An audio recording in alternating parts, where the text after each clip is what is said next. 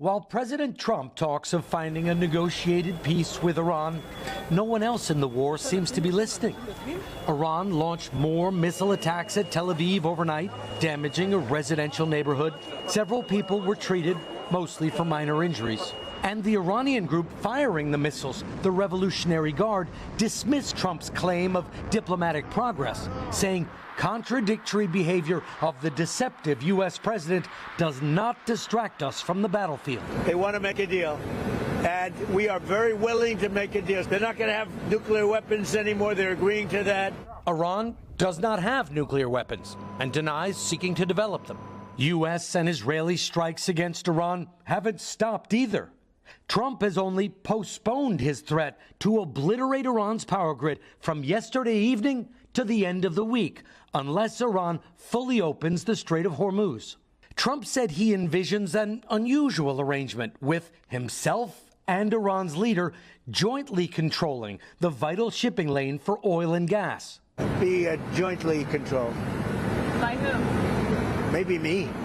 Maybe me. You want the United States to be Me and the Ayatollah, whoever the Ayatollah is.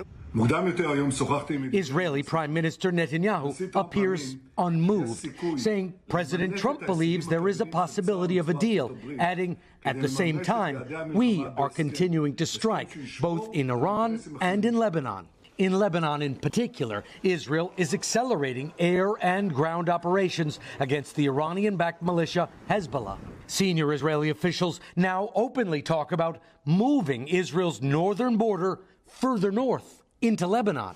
Israeli soldiers are flooding in, and the military is blowing up bridges to isolate the area. In addition to the hundreds of thousands of Lebanese people now displaced, many of them fearing they will never be able to return to their homes in the south, the Lebanese government says so far more than 1,000 people have been killed. Craig?